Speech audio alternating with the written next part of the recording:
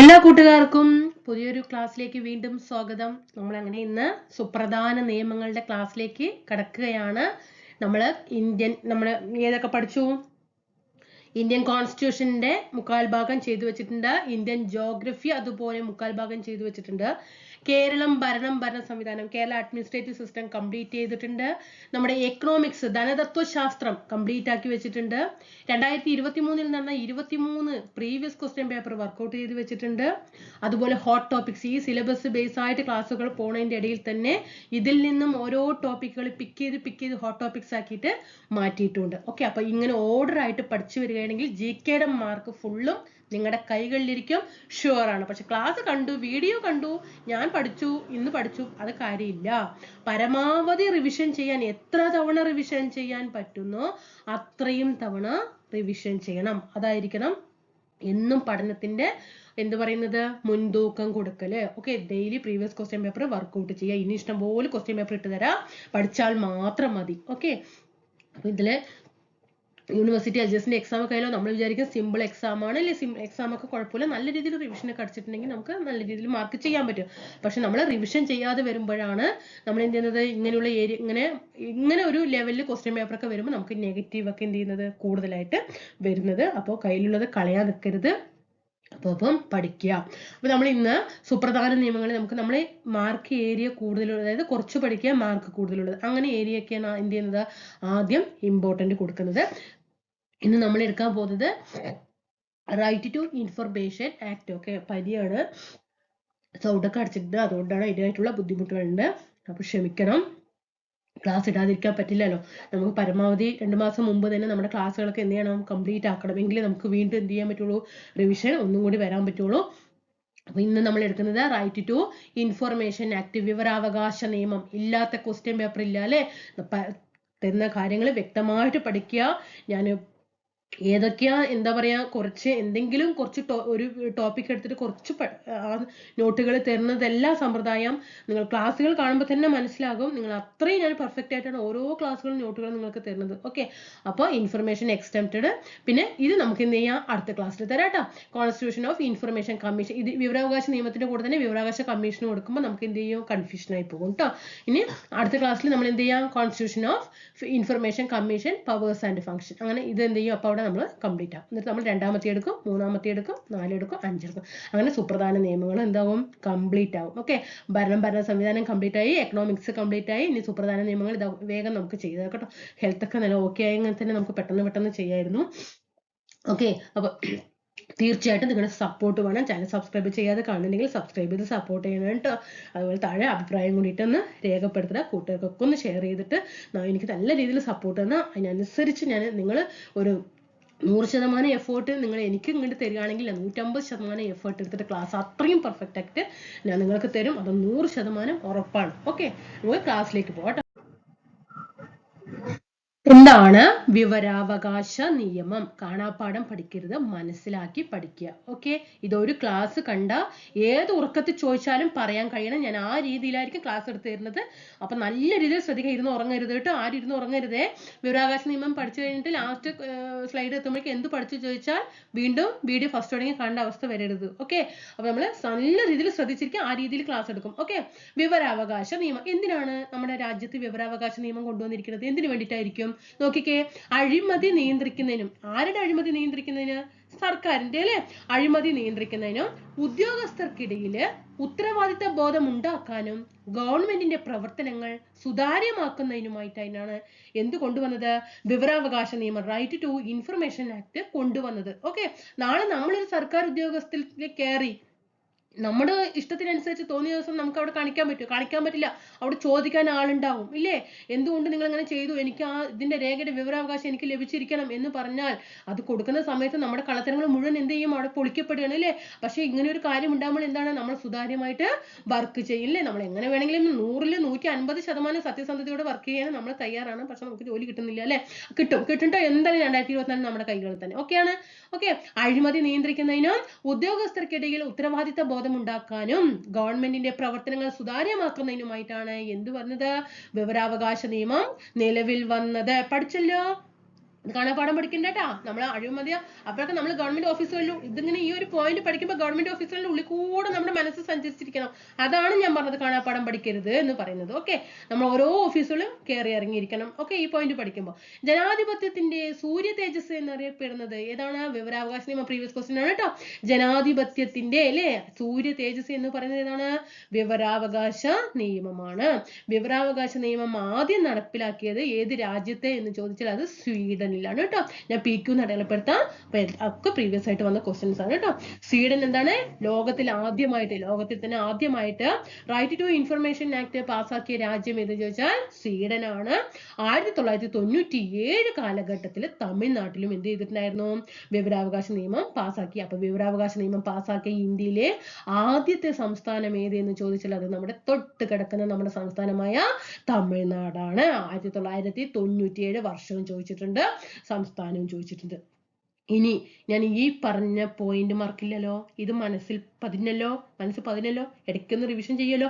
ഇനി എന്തൊക്കെയാണ് വിവരാവകാശ നിയമത്തിന്റെ ലക്ഷ്യങ്ങള്? എന്തൊക്കെയായിരിക്കും ലക്ഷ്യങ്ങള്?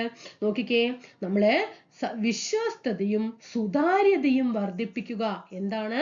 സർക്കാരിന്റെ സർക്കാർ സ്ഥാപനങ്ങളുടെയും അതുപോലെ സർക്കാർ ധനസഹായം നൽകുന്ന സ്ഥാപനങ്ങളുടെയും വിശ്വസ്തതയും സുതാര്യതയും ഒക്കെ എന്ത് ചെയ്യുക? വർദ്ധിപ്പിക്കുക. അതുപോലെ അഴിമതി ഇല്ലാതാക്കുക.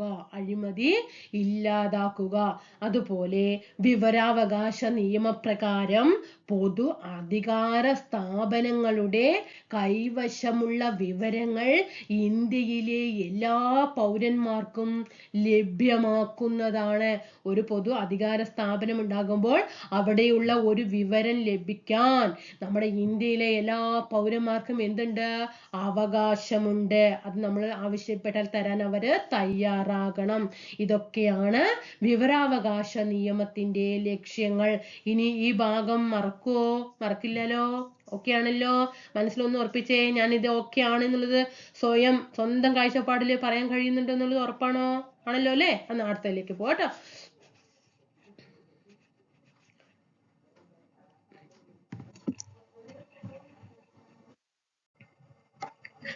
നമ്മൾ അങ്ങനെ ഒരു രാജ്യം പഠിച്ചു, സ്വീഡൻ പഠിച്ചു. ആദ്യമായിട്ട് വന്ന സ്റ്റേറ്റ് നമ്മുടെ അടുത്ത് കിടക്കുന്ന അയൽ സംസ്ഥാനമായ തമിഴ്നാട് 1991 പഠിച്ചു അല്ലേ?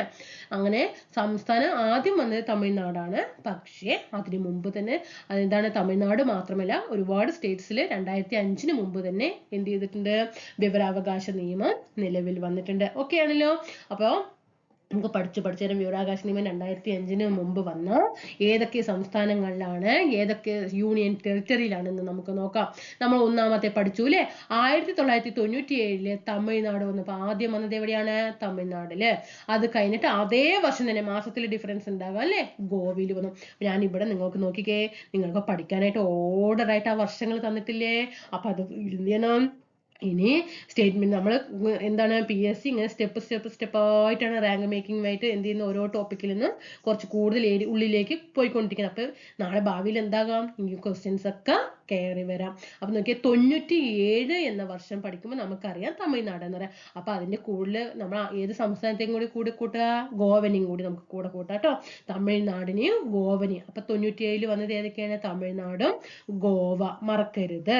ഇനി അടുത്ത് നമുക്ക് നോക്കാം. അങ്ങനെ 2000 അതുപോലെ 2 സംസ്ഥാനങ്ങളാണ്, രാജസ്ഥാനും കർണാടകയും. ഏതൊക്കെയാണ് 2000 വിവരാവകാശ നിയമം നിലവിൽ വന്നത്? ഏതൊക്കെ സംസ്ഥാനങ്ങളിലാണ്? രാജസ്ഥാനും RK അല്ലേ? RK ആരാണ്? രാജസ്ഥാനും കർണാടകയും. ഇവിടെയോ TG യിലെ തമിഴ്നാടും ഗോവയും. ഇവിടെ രാജസ്ഥാനും കർണാടകയും.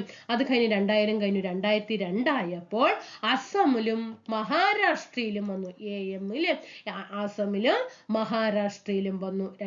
അടുത്ത പിറ്റത്തെ വർഷം 2003 മധ്യപ്രദേശിലും 2004 ജമ്മു ആൻഡ് കാശ്മീർ. ഇവിടെ റിപ്പീറ്റ് ചെയ്യുന്നില്ല, ഇവിടെ 3 എന്നുള്ളത് റിപ്പീറ്റ് ചെയ്യുന്നില്ല, 2004 കേട്ടോ. 2003 മധ്യപ്രദേശിലും 2004 ജമ്മു ആൻഡ് കാശ്മീരിലും. ഇപ്പൊ ഏതാണ് ജമ്മു ആൻഡ് കാശ്മീർ? ഒരു യൂണിയൻ ടെറിട്ടറി ആണല്ലോ. ഓക്കെ ആണല്ലോ. അപ്പൊ 97 2 സംസ്ഥാനങ്ങൾ ഏതൊക്കെയാണ്? TG യിലെ TG ഏതാണ്? തമിഴ്നാടും ഗോവയും. അങ്ങനെ 97 കഴിഞ്ഞു. 2000 ആയപ്പോൾ RK വന്നു അല്ലേ? രാജസ്ഥാനും കർണാടകയും വന്നു. പിന്നെ സംസ്ഥാനങ്ങൾ നിലവിൽ വന്നതല്ല കേട്ടോ. ഈ സംസ്ഥാനങ്ങളിലൊക്കെ 2005 വിവരാവകാശ നിയമം നേരത്തെ വന്ന സംസ്ഥാനങ്ങളാണ് പറയുന്നത്.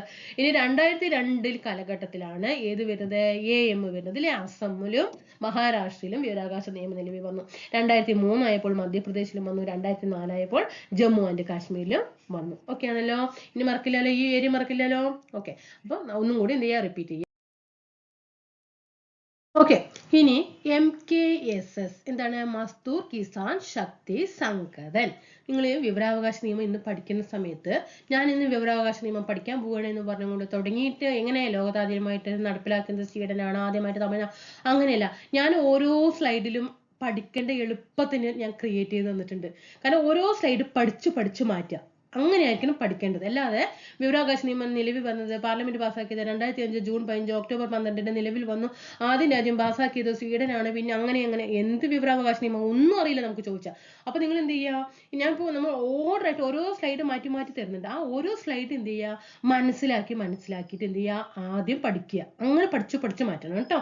എന്നിട്ട് നല്ല രീതിയിൽ റിവിഷൻ ചെയ്യുക. അങ്ങനെയായിരിക്കണം. അപ്പൊ നമ്മൾ 2 സ്ലൈഡ് മാറ്റി കഴിഞ്ഞു അല്ലേ, 4 സ്ലൈഡ് എന്ത് ചെയ്തു നമ്മൾ മാറ്റി. ആ 4 സ്ലൈഡ് എന്ത് ചെയ്യണം, നല്ല രീതിയിൽ ഇങ്ങനെയൊക്കെയാണ് അല്ലെ വിവരാവകാശ നിയമം ഇങ്ങനെ വന്നു അല്ലെ, ഇങ്ങനെ ഇന്നതിന് വേണ്ടിയിട്ടാണ് അല്ലെ വന്നത്. 2005 തന്നെ ഇന്ന സംസ്ഥാനങ്ങളൊക്കെ വന്നിട്ടുണ്ട് അല്ലെ. അങ്ങനെ എന്ത് ചെയ്യുക, അങ്ങനെ മനസ്സിലാക്കി വെക്കുക. ഇനി നമ്മൾ അടുത്ത സ്ലൈഡിലേക്ക് കിടക്കുകയാണ്. മസ്ദൂർ കിസാൻ ശക്തി സംഘടന. ഈ ഓർഡർ പഠിക്കണം കേട്ടോ. ഈ ഓർഡർ ഇമ്പോർട്ടന്റ് ആണ്. ഈ 4 ഓപ്ഷൻ തന്നിട്ട് ഇതിന് നേരെ തിരിച്ചും മറിച്ചും പീസ് ചെയ്തിട്ട് നമ്മളെ കുഴച്ചിട്ടുണ്ട്. കിസാൻ മസ്ദൂർ ശക്തി സംഘടൻ, ശക്തി കിസാൻ മസ്ദൂർ സംഘടൻ, അങ്ങനെയൊക്കെ എന്ത് ചെയ്തിട്ടുണ്ട്. പിന്നെ മസ്ദൂർ ഒഴിവാക്കിയിട്ട് കിസാൻ ശക്തി സംഘടൻ ഏതാന്ന് ചോദിച്ചിട്ടുണ്ട്. അപ്പോൾ എപ്പോഴും ഫസ്റ്റ് ഏത് വരണം, മസ്ദൂർ എന്ന് വരണം കേട്ടോ. മസ്ദൂർ കിസാൻ ശക്തി സംഘടൻ, MKSS പ്രീവിയസ് ക്വസ്റ്റ്യൻ ആണ്. എന്താണ് ഈ മസ്ദൂർ കിസാൻ ശക്തി സംഘടൻ? വിവരാവകാശ നിയമം പാസ്സാക്കാൻ കാരണമായിട്ടുള്ള പ്രസ്ഥാനമാണ് ഏത്, മസ്ദൂർ കിസാൻ ശക്തി സംഘടൻ. വിവരാവകാശ നിയമം പാസ്സാക്കാൻ കാരണമായിട്ടുള്ള പ്രസ്ഥാനം ഏതെന്ന് ചോദിച്ചാൽ ഏതാണ്, MKSS ആണ്. ആരാണ് ഇത് സ്ഥാപിച്ചത്? അരുണ റോയ് ആണ് കേട്ടോ. അരുണ റോയ് ആണ് 1987 രാജസ്ഥാനിൽ. എന്തൊക്കെ പ്രീവിയസ് ആണ്. അരുണ റോയ് 1987 രാജസ്ഥാനിലാണ് ഇത് എന്ത് ചെയ്യുന്നത്, ഈ MKSS സ്ഥാപിക്കുന്നത്. ഇനി തൊഴിലാളി ശാക്തീകരണവുമായി ബന്ധപ്പെട്ട് പ്രവർത്തിക്കുന്ന ഇന്ത്യയിലെ സാമൂഹിക പ്രസ്ഥാനമാണ് ഏത്, MKSS. തൊഴിലാളി ശാക്തീകരണവുമായി ബന്ധപ്പെട്ട് പ്രവർത്തിക്കുന്ന, അതായത് താഴേക്കിടയിലുള്ളവർക്ക് അല്ലെ, അവർക്ക് വേണ്ടി ബന്ധപ്പെട്ട് പ്രവർത്തിക്കുന്ന ഇന്ത്യയിലെ ഒരു സാമൂഹിക പ്രസ്ഥാനമാണ് MKSS. മനസ്സിലായല്ലോ. ഇനി നിങ്ങളൊന്ന് ഈ ഒരു പോയിന്റ് നോട്ട് ചെയ്യണം കേട്ടോ. പൊതുമരാമത്ത് ഉൾപ്പെടെ, ഏതാണ്, പൊതുമരാമത്ത് ഉൾപ്പെടെ വിവിധ സർക്കാർ വകുപ്പുകളുടെ കീഴില് പണിയെടുക്കുന്ന തൊഴിലാളികൾക്ക് കൂലി ലഭിക്കാത്തതിന്റെ കാരണം അന്വേഷിച്ച മസ്ദൂർ കിസാൻ ശക്തി സംഘടന് അവർ ആവശ്യപ്പെട്ട വിവരങ്ങൾ എന്ത് ചെയ്തില്ല, ലഭിച്ചില്ല. അങ്ങനെ രാജസ്ഥാനിലെ അജ്മീർ നഗരത്തിൽ, എവിടെയാണ്, അജ്മീറിനടുത്ത് ബേവാർ പട്ടണത്തില് 1996 ഏപ്രിൽ 6 എന്തു ചെയ്തു, സമരത്തിന് ആഹ്വാനം ചെയ്തു. അതാണ് വിവരാവകാശ നിയമത്തിലേക്കുള്ള ആദ്യത്തെ ചുവടുവെപ്പ് എന്ന് പറയുന്നപ്പോൾ. അങ്ങനെ ഓടിപ്പോയിട്ട് MKSS പോയിട്ട് വേഗം വിവരാവകാശ നിയമത്തിന് കൊണ്ടുവരികയല്ല ചെയ്തത്. അവരുടെ ആദ്യത്തെ ചുവടുവെപ്പ് എന്ന് പറയുന്നത് ഏതാണ്, രാജസ്ഥാനിലെ അജ്മീറിനടുത്ത് ബേവാർ പട്ടണത്ത് 1996 ഏപ്രിൽ 6 നടന്ന ആദ്യത്തെ സമരം. ആദ്യത്തെ സമരമല്ല, അവിടെ ഒരു സമരം നടന്നിട്ടുണ്ടായിരുന്നു. അതായത് വിവരാവകാശ നിയമത്തിലേക്കുള്ള ആദ്യത്തെ ചുവടുവെപ്പ്. ഏതിന്റെ, MKSSന്റെ. എന്തിനായിരുന്നു ഈ സമരം ചെയ്തത്? അതായത് സർക്കാർ വകുപ്പുകളുടെ കീഴിൽ എന്ത് ചെയ്തു, ഒരുപാട് തൊഴിലാളികൾ പണിയെടുക്കുന്നുണ്ട്. അവർക്ക് എന്ത് ചെയ്തിട്ടുണ്ടായിരുന്നില്ല, കൂലിയൊന്നും ലഭിച്ചിട്ടുണ്ടായിരുന്നില്ല. അപ്പൊ എന്തുകൊണ്ടാണ് ഇവർക്ക് കൂലി ലഭിക്കാത്തത്, അതിന്റെ കാരണം അന്വേഷിച്ചിട്ട് ഇവരെന്ത് ചെയ്തു, വിവരങ്ങള് ആവശ്യപ്പെട്ടപ്പോൾ ഇവർക്ക് എന്ത് ചെയ്തില്ല, സർക്കാരിന്റെ ഭാഗത്തു നിന്ന് വിവരങ്ങൾ കൊടുത്തില്ല. അങ്ങനെയാണ് എന്ത് ചെയ്യുന്നത്, ഈ സമരം പൊട്ടിപ്പുറപ്പെടുന്നത്. അങ്ങനെയാണ് എന്ത് ചെയ്യുന്നത്, ഇനി ഇങ്ങനെ പോയാൽ പോരാ, ആർക്കെങ്കിലും എന്തെങ്കിലും വിവരങ്ങൾ അറിയണമെങ്കിൽ വിവരാവകാശ നിയമപ്രകാരം സർക്കാർ എന്ത് ചെയ്യണം, വിവരം കൊടുത്തേ തീരൂ. അങ്ങനെയാണ് വിവരാവകാശ നിയമത്തിന്റെ ആദ്യ ചുവടുവെപ്പ് എന്ന നിലയിൽ ഈ സമരം വന്നത്. ഓക്കെ, ഇത്രയും തന്ന സ്ലൈഡുകൾ പഠിച്ചു മനസ്സിലാക്കി വെച്ചല്ലോ. കാണാപ്പാഠം പഠിച്ചിട്ടില്ലല്ലോ, മനസ്സിലാക്കിയിട്ടല്ലേ പഠിക്കുന്നത്. നമുക്കിനി അടുത്ത ഏരിയ പോകാം. ഇനി ഈ സ്ലൈഡ് എന്ത് ചെയ്യുക, പഠിച്ചു മാറ്റാം. ഓക്കെ, അപ്പൊ ലോകസഭ 2005 മെയ് 11 പാസ്സാക്കുകയും പാർലമെന്റ് 2005 ജൂൺ 15 പാസ്സാക്കുകയും ചെയ്തു. Okay, Lok Sabha 2005 May 11, parliament 2005 June 15. Parliament എന്ന് പറയുന്നത് ആരൊക്കെയാണ്? ലോകസഭയും അതുപോലെ രാജ്യസഭയും പ്രസിഡന്റും ചേർന്നതാണ് പാർലമെന്റ്. അങ്ങനെ പാസ്സാക്കിയതാണ് 2005 ജൂൺ 15. നിലവിൽ വന്നത് എപ്പോഴാണ്? 2005 ഒക്ടോബർ 12 നിലവിൽ വന്നത്.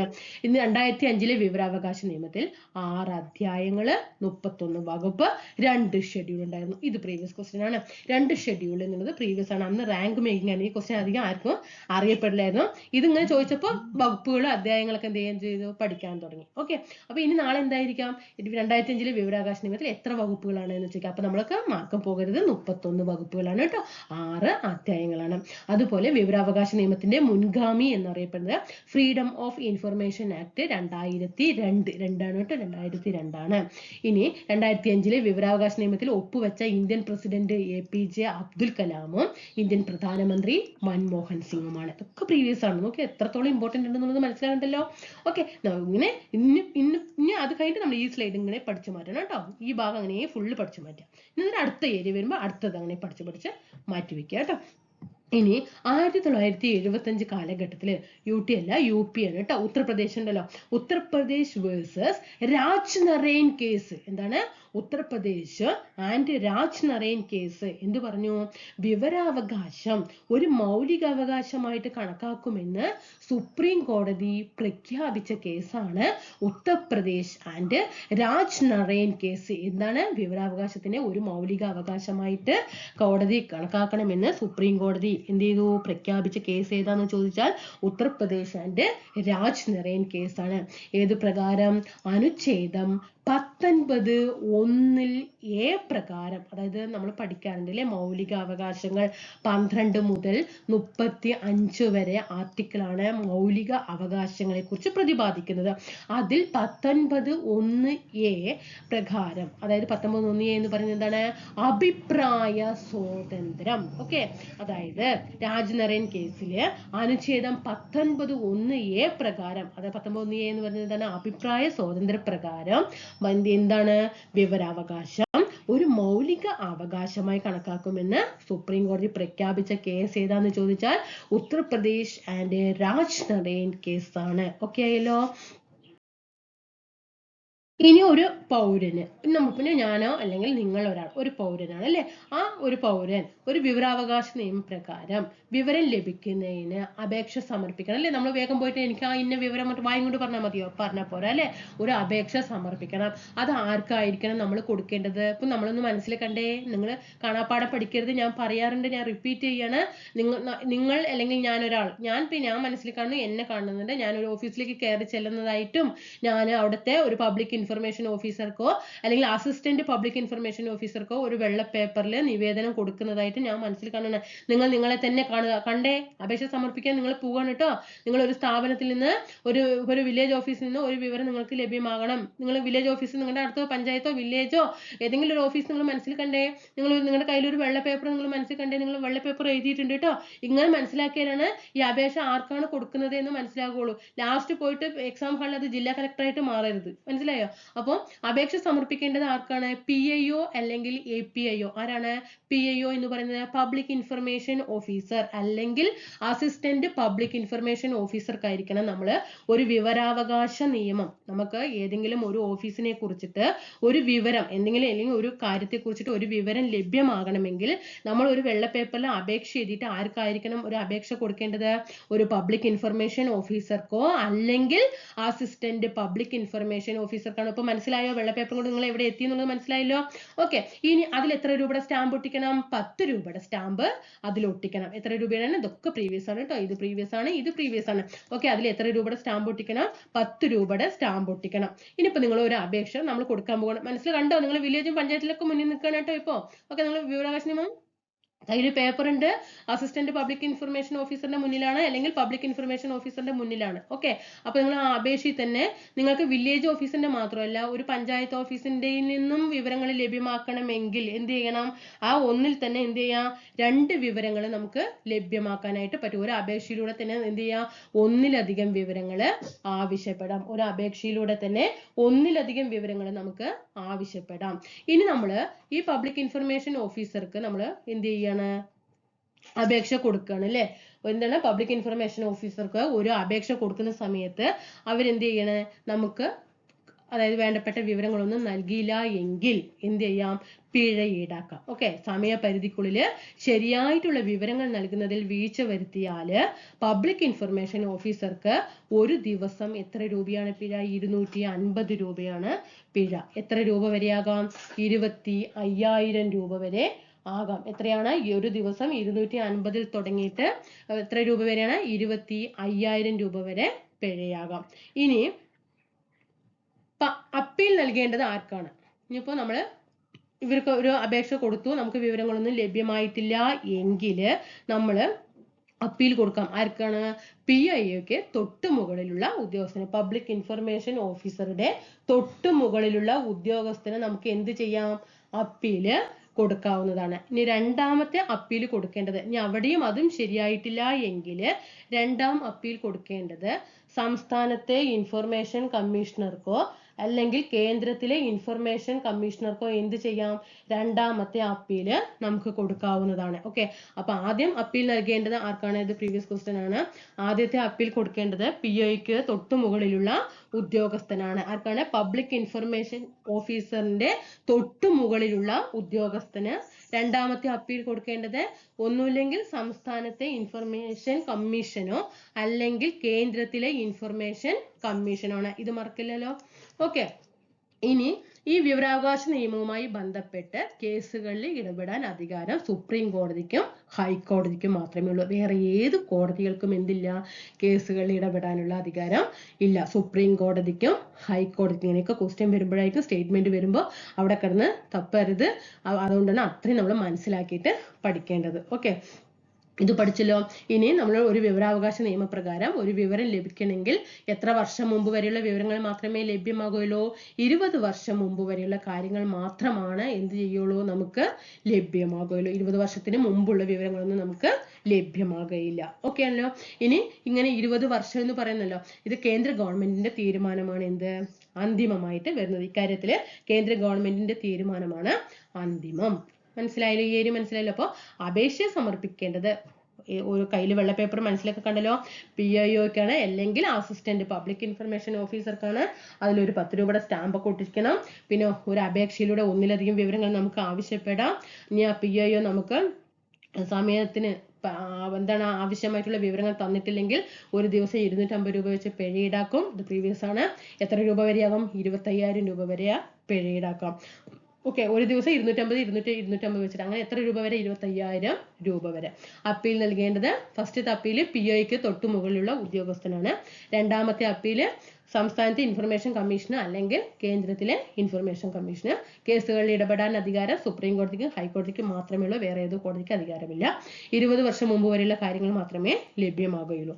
ഇനി നോക്കിക്കേ, കേന്ദ്ര ഇന്റലിജൻസ് സെക്യൂരിറ്റി ഏജൻസികളെ വിവരാവകാശ നിയമത്തിന്റെ പരിധിയിൽ നിന്ന് ഒഴിവാക്കിയിട്ടുണ്ടെങ്കിലും അഴിമതി, മനുഷ്യാവകാശ ലംഘനം എന്നിവയുമായി ബന്ധപ്പെട്ട വിവരങ്ങൾ ഏതാണ്, കേന്ദ്ര ഇൻഫർമേഷൻ കമ്മീഷനോ അല്ലെങ്കിൽ സംസ്ഥാന ഇൻഫർമേഷൻ കമ്മീഷനോ അനുമതിയോടെ നൽകാവുന്നതാണ്. മനസ്സിലായല്ലോ. ഇത് കഴിഞ്ഞ LDക്ക് ഈ ക്വസ്റ്റ്യൻ വന്നിട്ടുണ്ടായിരുന്നു. ഓക്കെ, എങ്ങനെയാണ് ഇപ്പൊ കേന്ദ്ര കുറെ ഡിപ്പാർട്ട്മെന്റിനെ എന്ത് ചെയ്തിട്ടുണ്ട്, വിവരാവകാശ നിയമത്തിന്റെ പരിധിയിൽ നിന്ന് ഒഴിവാക്കിയിട്ടുണ്ട് അല്ലെ. പക്ഷെ ഒഴിവാക്കിയിട്ടുണ്ടെങ്കിലും അവിടെ ഒരു അഴിമതി നടക്കുകയോ അല്ലെങ്കിൽ ഒരു മനുഷ്യാവകാശ ലംഘനം നടക്കുകയോ ചെയ്താൽ എന്താണ്, കേന്ദ്ര വിവരാവകാശ കമ്മീഷന്റെയോ സംസ്ഥാന വിവരാവകാശ കമ്മീഷന്റെയോ അനുമതിയോടെ എന്ത് ചെയ്യാം, അവിടെയുള്ള വിവരങ്ങളും ലഭ്യമാക്കണം. മനസ്സിലായല്ലോ. പൂർണ്ണമായിട്ടും ഒഴിവാക്കിയിട്ടില്ല.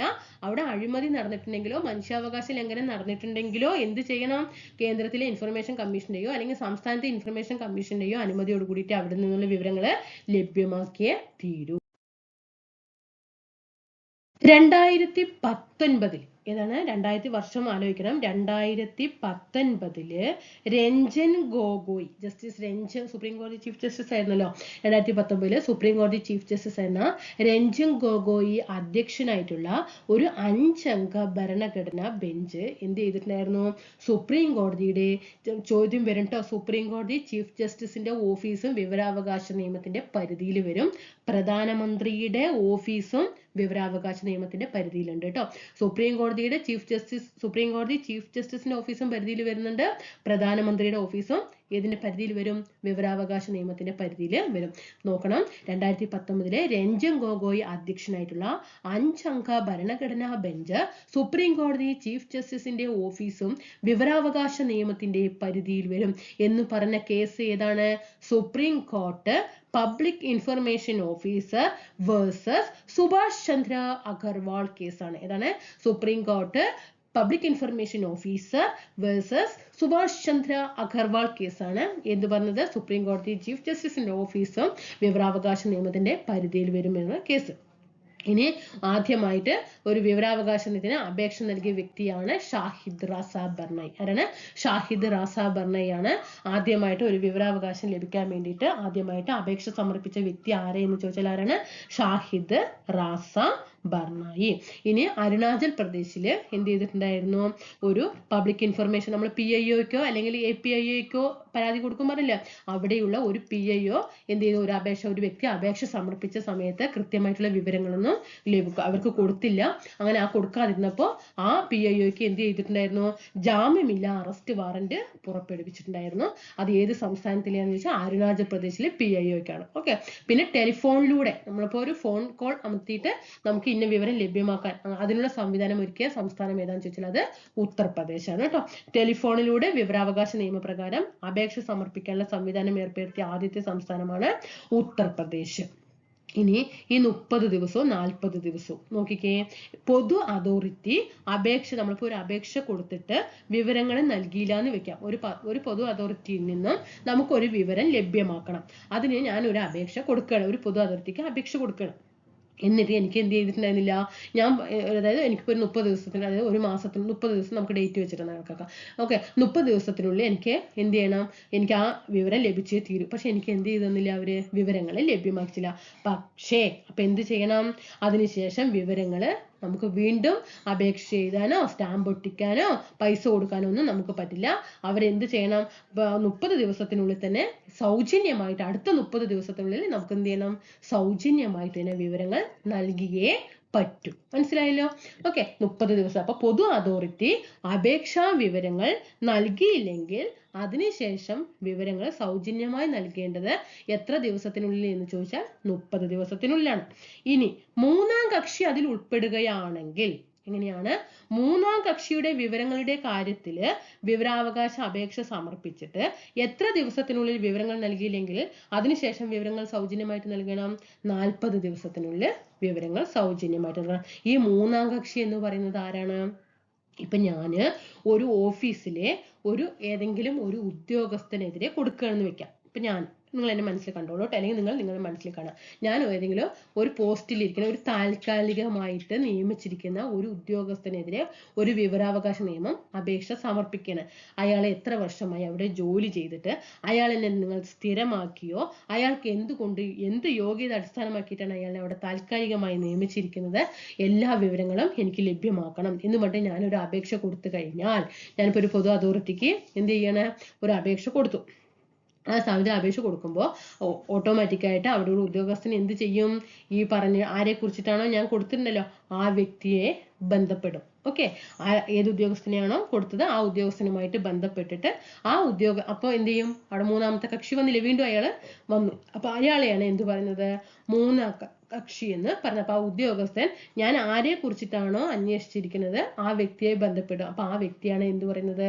മൂന്നാം കക്ഷി എന്ന് പറയുന്നത്. ഓക്കെ, അപ്പൊ ആ മൂന്നാം കക്ഷിയുടെ വിവരങ്ങളുടെ കാര്യത്തില് നമ്മളിപ്പോ ഒരു അപേക്ഷ സമർപ്പിക്കുകയാണെങ്കിൽ എത്ര ദിവസത്തിനുള്ളിലാണ്? വിവരങ്ങൾ സൗജന്യമായി നൽകേണ്ടത്? 40 ദിവസത്തിനാണ്. എത്ര ദിവസത്തിനുള്ളിൽ വിവരങ്ങൾ നൽകിയില്ലെങ്കിൽ അതിനുശേഷം വിവരങ്ങളെ സൗജന്യമായി നൽകണം? 40 ദിവസത്തിനുള്ളിൽ. ഓക്കെ, അപ്പൊ പൊതു അതോറിറ്റി ആകുമ്പോൾ 30 ദിവസം. മൂന്നാം കക്ഷിയുടെ വിവരങ്ങൾ കൂടി ഉൾപ്പെടുത്തിയിട്ടാണെങ്കിൽ അവിടെ 40 ദിവസമാണ്. ഇനി നമ്മൾ നേരത്തെ പറഞ്ഞില്ലേ, നമ്മൾ അങ്ങനെ അപേക്ഷ കൊടുക്കാൻ പോകുന്നതൊക്കെ കണക്കാക്കി ഒരു പബ്ലിക് ഇൻഫർമേഷൻ ഓഫീസർക്കാണ് നമ്മൾ ഒരു പരാതി കൊടുക്കുന്നതെങ്കിൽ 30 ദിവസത്തിനുള്ളിൽ നമുക്ക് എന്ത് ചെയ്യണം? വിവരങ്ങൾ ലഭ്യമാക്കണം. ഇനി നമ്മൾ PIOക്കല്ല, ഒരു APIOക്കല്ല, അസിസ്റ്റന്റ് പബ്ലിക് ഇൻഫർമേഷൻ ഓഫീസർക്കാണ് നമ്മൾ ഒരു പരാതി കൊടുക്കുന്നത് എങ്കിൽ വിവരാവകാശ നിയമം, പരാതി എന്ന് പറയാൻ പറ്റില്ല, ഒരു വിവരാവകാശം ആവശ്യപ്പെടുകയാണെങ്കിൽ അവരെന്ത് ചെയ്താൽ മതി? നമുക്ക് 35 ദിവസത്തിനുള്ളിൽ മറുപടി തന്നാൽ മതി. ഓക്കെ, ഇനി ജീവന സ്വാതന്ത്ര്യത്തിനൊക്കെ സംബന്ധിച്ചിട്ടുള്ളതാണെങ്കിൽ 48 മണിക്കൂറിനുള്ളിൽ തന്നെ നമുക്ക് തന്നേ പറ്റും. അപ്പൊ ഇത് പ്രീവിയസ് ആണ്, ഇത് പ്രീവിയസ് ആണ്. അപ്പൊ പബ്ലിക് ഇൻഫർമേഷൻ ഓഫീസർക്കാണ് നമ്മൾ ഒരു അപേക്ഷ കൊടുക്കുന്നത് എങ്കിൽ 30 ദിവസത്തിനുള്ളിൽ മറുപടി നൽകണം. ഒരു അസിസ്റ്റന്റ് പബ്ലിക് ഇൻഫർമേഷൻ ഓഫീസർക്കാണ് നമ്മൾ ഒരു അപേക്ഷ നൽകുന്നതെങ്കിൽ 35 ദിവസത്തിനുള്ളിൽ മറുപടി നൽകണം. ഇനി ജീവന സ്വാതന്ത്ര്യത്തിനൊക്കെ സംബന്ധിച്ചിട്ടുള്ളതാണെങ്കിൽ 48 മണിക്കൂറിനുള്ളിൽ തന്നെ വിവരങ്ങൾ ലഭ്യമാക്കണം. ഇനി ആവശ്യപ്പെടുന്ന വിവരം എന്താ പറയുക, നമ്മൾ പറഞ്ഞ 48 മണിക്കൂറിനാണ് പറഞ്ഞല്ലേ. ഇനി മൂന്നാം കക്ഷിയുടെ വിവരം ഉൾപ്പെടുത്തിയിട്ടാണെങ്കിൽ മറുപടി ലഭിക്കേണ്ടത് 40 ദിവസത്തിനുള്ളിലാണ്. എപ്പോഴാണ് മൂന്നാം കക്ഷി എന്ന് വരുമ്പോൾ അവിടെ രണ്ടിടത്തും വരുന്നത് 40 ദിവസമാണ് കേട്ടോ. മൂന്നാം കക്ഷിയുടെ വിവരങ്ങളും കൂടി വിവരാവകാശ നിയമത്തിൽ ഉൾപ്പെടണം എന്ന് നമ്മളൊരു അപേക്ഷ കൊടുക്കുന്ന സമയത്ത് ആ അപേക്ഷയിൽ നമുക്ക് മറുപടി ആയിട്ട് മൂന്നാം കക്ഷിയുടെ വിവരങ്ങളും കൂടി നിങ്ങൾ ഉൾപ്പെടുത്തിയിരിക്കണം എന്ന് പറയുകയാണെങ്കിൽ 40 ദിവസത്തിനുള്ളിൽ നമുക്ക് തന്നാൽ മതി. ഇനി മൂന്നാം കക്ഷിയോട് അഭിപ്രായം അല്ലെ, കാര്യങ്ങൾ ചോദിച്ചറിയണം അല്ലെ.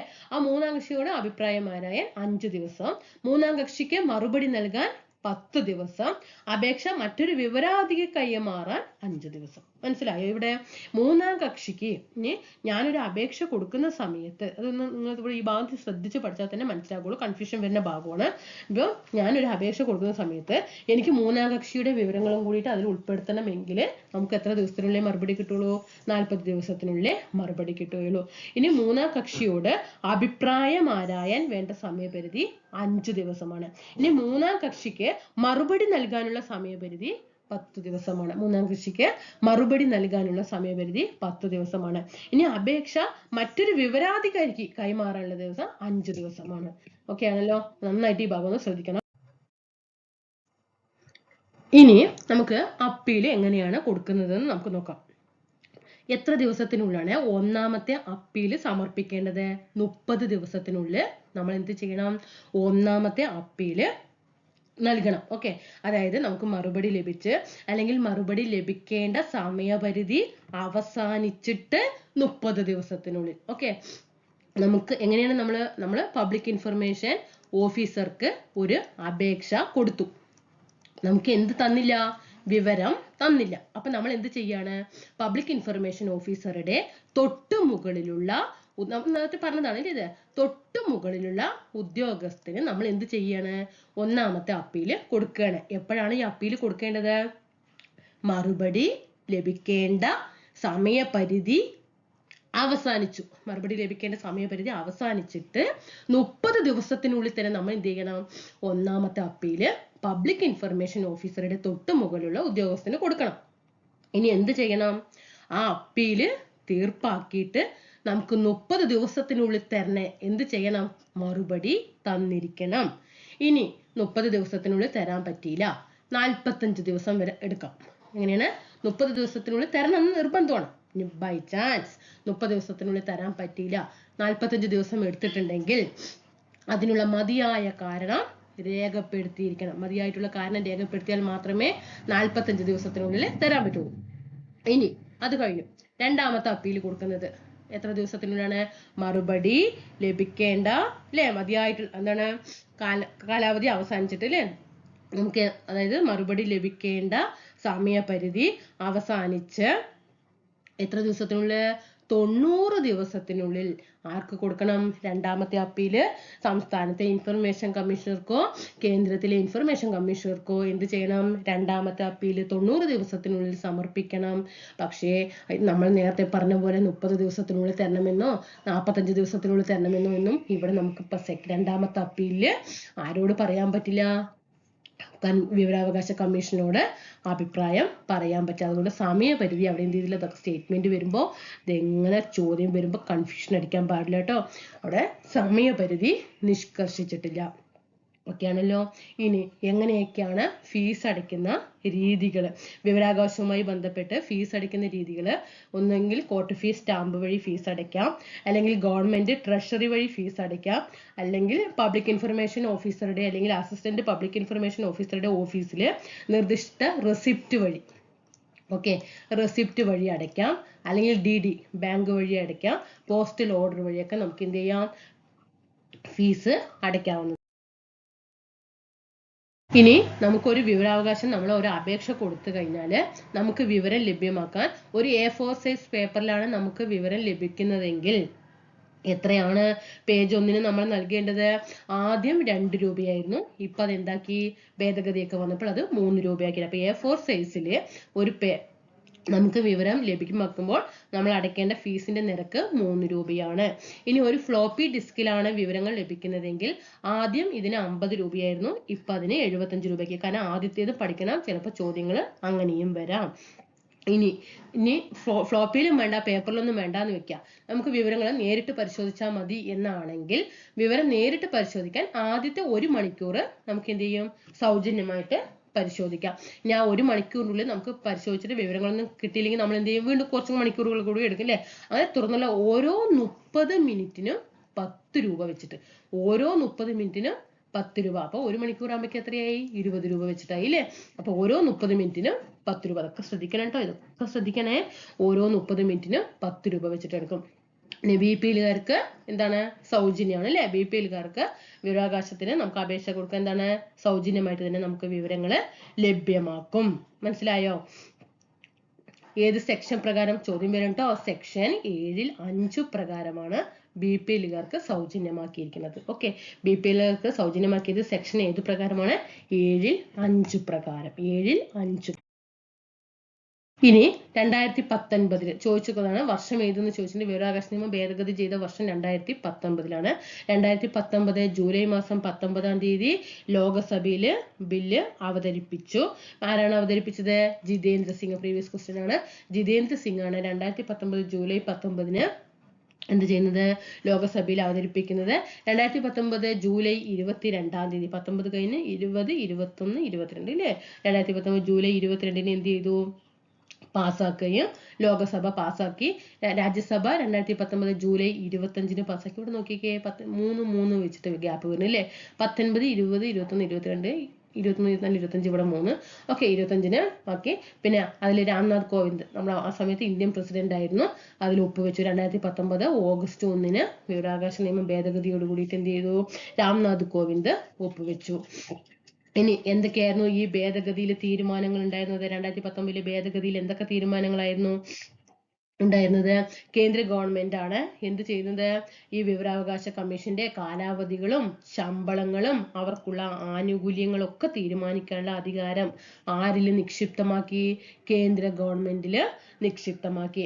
ആദ്യം കാലാവധി എത്രയായിരുന്നു?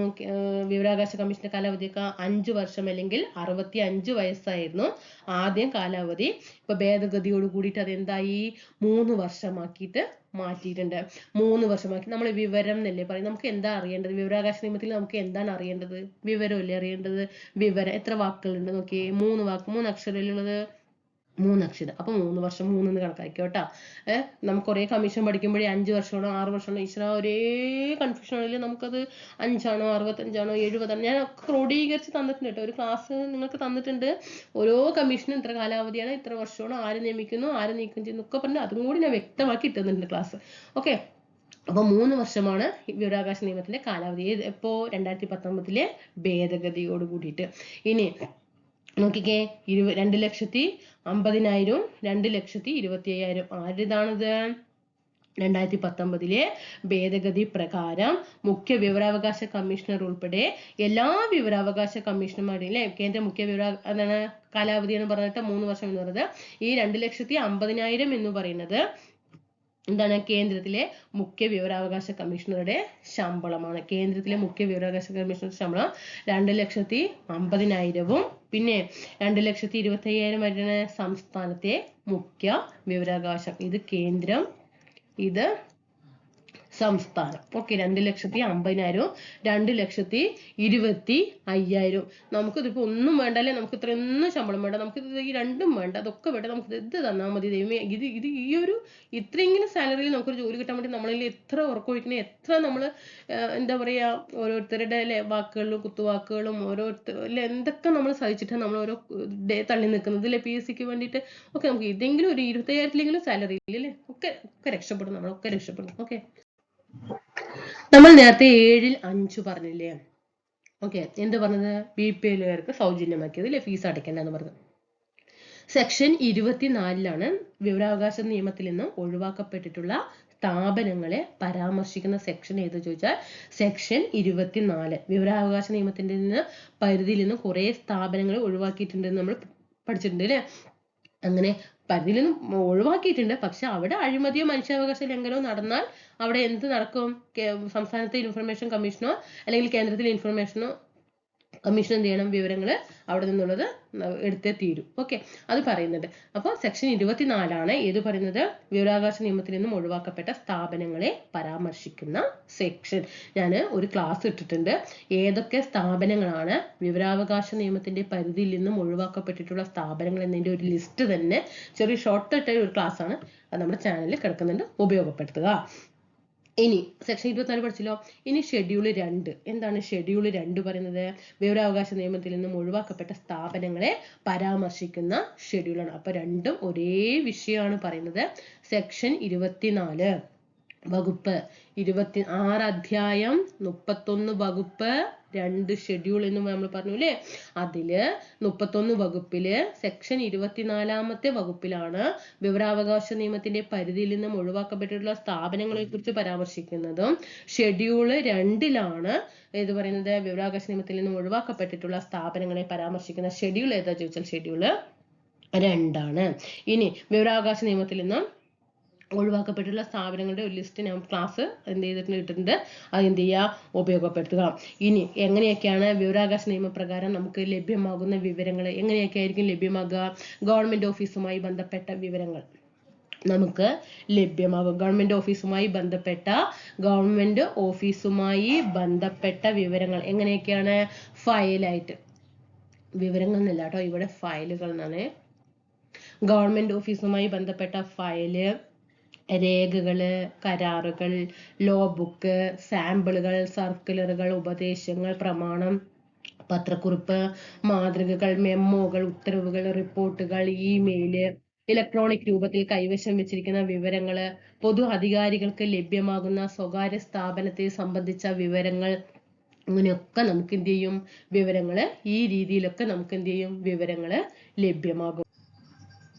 ഓക്കെ, നേരത്തെ തന്നത് തന്നെയാണ്. എന്തൊക്കെയാണ് വിവരങ്ങൾ ചോദിച്ചാൽ ഗവൺമെന്റ് ഓഫീസുമായി ബന്ധപ്പെട്ട ഫയല്, രേഖകൾ, പ്രമാണങ്ങൾ, സർക്കുലറുകൾ, മെമ്മോ, ഉപദേശങ്ങള്, ഉത്തരവ്, കരാറ്, സ്ഥിതിവിവര കണക്ക്, റിപ്പോർട്ട്, ലോ ബുക്ക്, പത്രക്കുറിപ്പ്, സാമ്പിള്, മാതൃക, ഇലക്ട്രോണിക് രൂപത്തിൽ കൈവശം വെച്ചിരിക്കുന്ന വിവരങ്ങൾ, ഇമെയില്, പൊതു അധികാരികൾക്ക് ലഭ്യമാകുന്ന സ്വകാര്യ സ്ഥാപനത്തെ സംബന്ധിക്കുന്ന വിവരങ്ങൾ തുടങ്ങിയവ പൊതുവിവരത്തിൽപ്പെടും. ഈ വിവരങ്ങൾ അറിയാനുള്ള അവകാശം എന്നത് സർക്കാർ സ്ഥാപനങ്ങൾ, സർക്കാർ ധനസഹായം നൽകുന്ന സ്ഥാപനങ്ങൾ എന്നിവയുടെ നിയന്ത്രണത്തിലുള്ള വിവരങ്ങൾ പരിശോധിക്കുന്നതിനും പകർപ്പ് ആവശ്യപ്പെടുന്നതിനുമാണ്. എന്നാൽ രാജ്യസുരക്ഷയെയും അഖണ്ഡതയെയും ബാധിക്കുന്ന വിവരങ്ങൾ, ഇത് ശ്രദ്ധിക്കണം കേട്ടോ, എന്നാൽ രാജ്യസുരക്ഷയെയോ അഖണ്ഡതയെയോ ബാധിക്കുന്ന വിവരങ്ങള്, കോടതി പരിഗണനയിലുള്ളവ, വ്യക്തികളുടെ ജീവനും സുരക്ഷയ്ക്കും ഭീഷണിയാകുന്നവ തുടങ്ങിയ വിവരങ്ങൾ വെളിപ്പെടുത്തേണ്ടതില്ല. ഇനി എന്താണ് വിവരം എന്ന് പറയുന്നത്? ഈ 2F ശ്രദ്ധിക്കണം കേട്ടോ, 2F ശ്രദ്ധിക്കണേ. വിവരം സെക്ഷൻ 2F പ്രകാരം വിവരം എന്നാൽ ഈ വിവരത്തിലെ 3 വാക്കാണ് നമ്മൾ 3 വർഷം കാലാവധി എന്ന് ഓർത്തു വെച്ചിരിക്കുന്ന പഠിക്കണേ. എന്നാൽ രേഖകളും പ്രമാണങ്ങളും മെമ്മോ, ഇമെയിലുകൾ, അഭിപ്രായങ്ങൾ, ഉപദേശങ്ങൾ, പത്രപ്രസ്താവനകൾ, സർക്കുലർ, ലോ ബുക്ക്, കോൺട്രാക്റ്റുകൾ, റിപ്പോർട്ട്, പേപ്പർ, സാമ്പിൾ, മോഡൽ, ഏതെങ്കിലും ഇലക്ട്രോണിക് രൂപത്തിൽ വെച്ചിട്ടുള്ള ഡാറ്റ, മെറ്റീരിയൽ, തത്സമയം പ്രാബല്യത്തിലുള്ള മറ്റേതെങ്കിലും നിയമത്തിൽ കീഴിൽ ഒരു പൊതു അധികാര സ്ഥാനത്തിന് പ്രാപ്യമാക്കാൻ കഴിയുന്ന ഏതെങ്കിലും സ്വകാര്യ സ്ഥാപനങ്ങളെ സംബന്ധിക്കുന്ന വിവരവും ഉൾപ്പെടെയുള്ള ഏതു രൂപത്തിലുമുള്ള ഏതൊരു വസ്തുവും എന്നർത്ഥമാകുന്നു. ചുരുക്കി പറഞ്ഞാൽ സ്വകാര്യ സ്ഥാപനങ്ങളും ഈ നിയമത്തിന്റെ പരിധിയിൽ ഉൾപ്പെടുത്തി വിവരം ആരായാവുന്നതാണ്. അപ്പൊ ഇത്രയും തരത്തിലുള്ള വിവരങ്ങളൊക്കെ നമുക്ക് എന്ത് ചെയ്യും, ലഭ്യമാകും എന്നാണ് ഇത് പറയുന്നത്. അപ്പൊ ആ പറയുന്ന ആ വിവരം എന്ന് പറയുന്നത് സെക്ഷൻ ഏതിലാന്ന് ചോദിച്ചാൽ 2F, മറക്കരുത് 2F. ഓക്കെ, ഇനി സെക്ഷൻ 8(1) വിവരം വെളിപ്പെടുത്തൽ നിന്നും ഒഴിവാക്കപ്പെട്ടിട്ടുള്ള എന്തൊക്കെയാണ് വിവരം? നമ്മൾ നേരത്തെ പറഞ്ഞിട്ടുണ്ട്. ഏതാണ് നോക്കിക്കേ, സെക്ഷൻ 24 നമ്മൾ പഠിച്ചു. എന്തൊക്കെയാണ്? കുറെ സ്ഥാപനങ്ങളെ വിവരാവകാശ നിയമത്തിന്റെ പരിധിയിൽ നിന്നും ഒഴിവാക്കിയിട്ടുണ്ട് പറഞ്ഞു. പിന്നെ ഷെഡ്യൂള് 2 ഈ സ്ഥാപനങ്ങൾ, ഏതൊക്കെ സ്ഥാപനങ്ങളാണ് വിവരാവകാശ നിയമത്തിന്റെ പരിധിയിൽ നിന്ന് ഒഴിവാക്കിയിട്ടുള്ള ഷെഡ്യൂൾ 2 പറഞ്ഞു.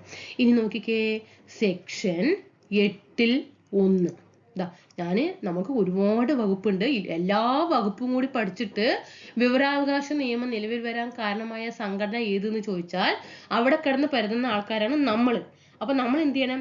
ഇമ്പോർട്ടന്റ് ആയിട്ടുള്ള ആക്ടുകൾ മാത്രം പഠിച്ചാൽ മതി. അല്ലാണ്ട് വിവരാവകാശ നിയമം നിങ്ങൾ ഫുള്ള് എടുത്തിട്ട് ഇരുന്ന് പഠിക്കാൻ പോയാൽ കയ്യിലുള്ളതും പോകും, കക്ഷത്തിലുള്ളതും പോകും, ഒരു മാർക്കും കിട്ടൂല. അത് ഉറപ്പാണ്.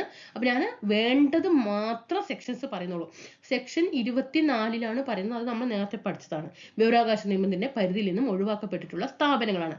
അതേ സ്ഥാപനങ്ങൾ തന്നെയാണ് ഷെഡ്യൂൾ 2 അതിനെ പ്രതിപാദിക്കുന്നത്. ഇവിടെ സെക്ഷൻ ആണ്, ഇവിടെ ഷെഡ്യൂൾ ആണ്. ഇനി നമ്മൾ പിന്നെ വിവരം പറഞ്ഞു അല്ലേ? വിവരം എന്തൊക്കെയാണ്, ഏതൊക്കെ രൂപത്തിലുള്ള വിവരങ്ങളാണ് ലഭ്യമാകുക, അത് നമ്മൾ പറഞ്ഞു 2F ആണ് പഠിച്ചു. ഇനി സെക്ഷൻ 8(1) എന്തൊക്കെ വിവരങ്ങൾ നമുക്ക് കൊടുക്കാൻ പാടില്ല. എല്ലാ വിവരങ്ങളും നമ്മൾ പോയി ചോദിച്ചാൽ നമുക്ക് കിട്ടുമോ? ഇല്ല. അതിപ്പോ ഏത് വലിയ ഉയർന്ന ഉദ്യോഗസ്ഥനാണെങ്കിലും എല്ലാ വിവരങ്ങളൊന്നും കിട്ടില്ല. കൊടുക്കേണ്ടത് മാത്രമേ കൊടുക്കൂ. നമ്മൾ നേരത്തെ ആ ബൈൽ പറഞ്ഞു അല്ലേ? ആ SCRT പറയുന്നുണ്ട് അല്ലേ? അതായത് കോടതി പരിഗണനയുള്ളവ, രാജ്യത്തിന്റെ അഖണ്ഡതയെ കാത്തു സൂക്ഷിക്കാൻ അല്ലെ, അങ്ങനെയുള്ള കാര്യങ്ങളൊന്നും കൊടുക്കാൻ പാടില്ല അല്ലെ? അത് ഏതെല്ലാം വകുപ്പ് പറയുന്നത്? സെക്ഷൻ 8(1) അപ്പൊ ഇങ്ങനെ ഇത്രയും ഈ സെക്ഷനൊക്കെ നമുക്ക് പഠിച്ചു വെക്കാം കേട്ടോ. സെക്ഷൻ 8(1) വിവരം വെളിപ്പെടുത്തലിൽ നിന്ന് ഒഴിവാക്കപ്പെട്ട എന്തൊക്കെയാണ് വിവരങ്ങൾ കൊടുക്കാൻ പാടില്ല എന്ന് പറയുന്നത്? നമ്മുടെ ഭാരതത്തിന്റെ, ശ്രദ്ധിക്കണേ, ഭാരതത്തിന്റെ പരമാധികാരത്തെയും അഖണ്ഡതയെയും ബാധിക്കുന്ന വിവരങ്ങളൊന്നും വെളിപ്പെടുത്താൻ പാടില്ല. ഒരു കുറ്റകൃത്യത്തിന് പ്രേരണ നൽകുന്ന വിവരത്തിന്റെ വെളിപ്പെടുത്താൻ പാടില്ല. രാജ്യത്തിന്റെ സുരക്ഷിതത്വവും തന്ത്രപ്രാധാന്യത്തെയും ശാസ്ത്രീയവും സാമ്പത്തികവുമായിട്ടുള്ള താല്പര്യങ്ങളെയും വിദേശ രാജ്യവുമായിട്ടുള്ള ബന്ധത്തെയും ഹാനികരമായി ബാധിക്കുന്നതൊന്നും വിവരത്തിൽ വെളിപ്പെടുത്താൻ പാടില്ല. ഏതെങ്കിലും നിയമം കോടതിയാലോ ട്രിബ്യൂണലായോ അതിന്റെ പ്രസിദ്ധീകരണം പ്രത്യക്ഷമായി നിരോധിച്ചിട്ടുള്ളതോ അല്ലെങ്കിൽ അതിന്റെ വെളിപ്പെടുത്തല് കോടതിയെ ലക്ഷ്യമായി തീരുന്നതോ ആയ വിവരത്തിന്റെ വെളിപ്പെടുത്തലുകൾ കൊടുക്കാൻ പാടില്ല. അന്വേഷണത്തിന്റെയോ കുറ്റവാളികളുടെ അറസ്റ്റിന്റെയോ പ്രോസിക്യൂഷന്റെ നടപടിക്രമത്തിനെ തടസ്സപ്പെടുത്തുന്ന വിവരങ്ങളൊന്നും കൊടുക്കാൻ പാടില്ല.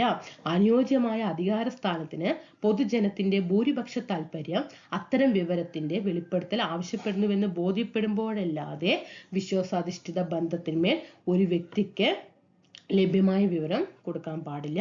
മന്ത്രിസഭയുടെയും, ശ്രദ്ധിക്കണം, മന്ത്രിസഭ അതുപോലെ സെക്രട്ടറിമാരുടെയും മറ്റു ഉദ്യോഗസ്ഥന്മാരുടെയും ചർച്ചയുടെ രേഖകൾ ഉൾപ്പെടെയുള്ള ക്യാബിനറ്റ് രേഖകൾ. ഓക്കെ, ശ്രദ്ധിക്കണേ, ക്യാബിനറ്റ് രേഖ. ഈ ക്യാബിനറ്റ് രേഖ പറഞ്ഞാൽ ആരുടെയൊക്കെ ആയിരിക്കും? മന്ത്രിസഭയുടെയും സെക്രട്ടറിമാരുടെയും മറ്റു ഉദ്യോഗസ്ഥന്മാരുടെയൊക്കെ ചർച്ചകളുടെ രേഖകളാണ് ഈ ക്യാബിനറ്റ് രേഖ. ഇതൊരിക്കലും എന്ത് ചെയ്യാൻ പാടില്ല? കൊടുക്കാനായിട്ട് പാടില്ല. അനുയോജ്യമായ അധികാര സ്ഥാനത്തിന് പൊതുജനത്തിന്റെ ഭൂരിപക്ഷ താല്പര്യം അത്തരം വിവരത്തിന്റെ വെളിപ്പെടുത്തൽ ആവശ്യപ്പെടുന്നില്ല എങ്കിൽ മൂന്നാം കക്ഷിയുടെ മത്സര അവസ്ഥയ്ക്ക് ദോഷം ചെയ്യുമെന്നുള്ള വാണിജ്യ രഹസ്യത്തിന്റെയും വ്യാപാര രഹസ്യത്തിന്റെയും ഭൗതിക സ്വത്തുകളും ഉൾപ്പെടെയുള്ള വിവരത്തിന്റെ വെളിപ്പെടുത്തലുകൾ അതൊന്നും നമ്മൾ എന്ത് ചെയ്യാൻ പാടില്ല? പുറത്ത് വിടാനായിട്ട് പാടില്ല. ഇനി വിദേശ സർക്കാരിൽ നിന്ന് എന്തെങ്കിലും രഹസ്യമായിട്ട് വിവരങ്ങൾ ലഭിച്ചിട്ടുണ്ടെങ്കിൽ അതൊന്നും പബ്ലിസിറ്റി കൊടുക്കാനായിട്ട് പാടില്ല. ഓക്കെ ആണല്ലോ. അതുപോലെ മന്ത്രിസഭയുടെ തീരുമാനങ്ങള്, അവയ്ക്കുള്ള കാരണങ്ങള്, ആ തീരുമാനങ്ങൾ എടുക്കുന്നതിന് ശരിയായിട്ടുള്ള വസ്തുതകളെയും തെരഞ്ഞെടുത്ത ശേഷമുള്ള കാര്യം, പൂർത്തിയാക്കിയതിന് കഴിഞ്ഞതിനോ ശേഷവും പ്രസിദ്ധപ്പെടുത്താം. അതായത് ഒരു മന്ത്രിസഭയുടെ തീരുമാനങ്ങളൊക്കെ അവിടെയുള്ള എല്ലാ പ്രൊസീജിയറുകളും കഴിഞ്ഞ ശേഷം മാത്രമേ അത് പുറത്തുവിടുള്ളൂ. അതിൻ്റെ ഇടയ്ക്ക് ചോദിച്ചിട്ടൊന്നും വിവരങ്ങൾ ലഭ്യമാകില്ല. ഇനി പാർലമെന്റിനോ അല്ലെങ്കിൽ ഒരു സംസ്ഥാനത്തെ നിയമസഭയ്ക്കോ നിഷേധിക്കാവുന്നതല്ലാത്ത വിവരം ഏതെങ്കിലും വ്യക്തിക്ക് നിഷേധിക്കുവാൻ പാടുള്ളതല്ല. ഓക്കെ, ഇനി ഇത് മനസ്സിലായല്ലോ. അപ്പോൾ ഏതൊക്കെയാണ് നമുക്കതൊക്കെ കോമൺ ആയിട്ട് വായിച്ചാൽ തന്നെ മനസ്സിലാവും ഏതൊക്കെയാണ് വിവരങ്ങൾ ഒഴിവാക്കപ്പെടും. ഇപ്പൊ വിദേശ രാജ്യങ്ങളിൽ നിന്ന് എന്തെങ്കിലും രഹസ്യ വിവരം കൊടുത്തിട്ടുണ്ടെങ്കിൽ അത് നമുക്ക് വേണം പറഞ്ഞാൽ നമ്മളൊരു അപേക്ഷ കൊടുത്താൽ നമുക്ക് കിട്ടുമോ? ഇല്ല അല്ലെ, കിട്ടില്ല. ഇനി ഒരു കോടതി പരിഗണനയിലുള്ള ഒരാളുടെ കേസ് നടക്കുകയാണ്, അവരവിടെ കാര്യങ്ങളെല്ലാം റെഡിയാക്കി വെച്ചിട്ട് എന്താണ് അവിടെ എഴുതി വെച്ചിരിക്കുന്നത് നമുക്ക് ചോദിച്ചാൽ നമുക്ക് കിട്ടുമോ? ഇല്ല. അത് നമുക്ക് കോമൺ സെൻസ് ആയിട്ട് നമുക്ക് ആലോചിക്കാവുന്നുള്ളൂ. ഇനിയിപ്പോ ഒരു മന്ത്രിസഭയിൽ നാളെ കുറെ പദ്ധതികൾ നടപ്പാക്കണം എന്ന് പറഞ്ഞിട്ട് ഒരു അജണ്ട അവര് തയ്യാറാക്കിയിട്ടുണ്ടാവും, നമുക്ക് ഇന്നതൊക്കെ ചെയ്യണം, അത് നേരത്തെ തന്നെ പുറത്തു വിടുക? ഇല്ല, അത് അവരുടെ സമയമുണ്ട്, അതിനനുസരിച്ചിട്ട് അവരത് എന്ത് ചെയ്യുള്ളൂ, പുറത്തു. ഇനി അതുപോലെ ഇതൊരു സെക്ഷനും കൂടി പഠിക്കുക. മൂന്നാം കക്ഷിയെ സംബന്ധിച്ചിട്ടുള്ള വിവരങ്ങളാണ് സെക്ഷൻ 11. ഏതാണ്? മൂന്നാം കക്ഷിയിൽ നിന്നുള്ള വിവരത്തെ കുറിച്ച് പ്രതിപാദിക്കുന്ന സെക്ഷൻ ഏത് ചോദിച്ചാൽ സെക്ഷൻ 11. അപ്പൊ നമ്മൾ സെക്ഷൻ 24 പഠിച്ചു, പിന്നെ സെക്ഷൻ 2F പഠിച്ചു അല്ലെ, വിവരം പഠിച്ചു. സെക്ഷൻ 8 1 പഠിച്ചു, പിന്നെ ഇപ്പൊ ഏതാണ് സെക്ഷൻ 11. ഓക്കെ, പിന്നെ രണ്ടാമത്തെ ഷെഡ്യൂളിൽ അത് നമ്മൾ ഇവിടെ പഠിച്ചു. ഓക്കെ, ഇത്രയും കാര്യങ്ങളാണ് പഠിക്കേണ്ടത്. ഇപ്പോൾ ഒരുപാട് നമുക്ക് എന്താണ് സെക്ഷൻസ് ഒക്കെ 31 നമ്മൾ പറഞ്ഞ 31 വകുപ്പുകളൊക്കെ ഇരുന്ന് പഠിക്കാൻ പോയാൽ നമുക്ക് ഒരു മാർക്ക് പോലും കിട്ടില്ല. പഠിക്കേണ്ട സെക്ഷൻസ് ഞാൻ തന്നിട്ടുണ്ട്. ഇതെങ്കിലും എന്ത് ചെയ്യുക, ഇത്രയും ഭാഗങ്ങളെങ്കിലും പെർഫെക്റ്റ് ആയിട്ട് വെച്ചാൽ 100% ഉറപ്പാണ് വിവരാവകാശ നിയമത്തിലുള്ള മാർക്ക് ഉറപ്പാണ്. അപ്പൊ തീർച്ചയായിട്ടും താഴെ അഭിപ്രായം രേഖപ്പെടുത്തുക കേട്ടോ. എല്ലാവർക്കും ഒരുപാട് നന്ദി. ക്ലാസ് ലെങ്ത് ക്ലാസ് ആണ്, നമുക്ക് പതുക്കെ എടുത്തിട്ട് പോയാലേ നടക്കുള്ളൂ. ഓക്കെ, അപ്പൊ തീർച്ചയായിട്ടും നിങ്ങൾ സപ്പോർട്ട് വേണം. അപ്പൊ എല്ലാവർക്കും ഒരുപാട് നന്ദി.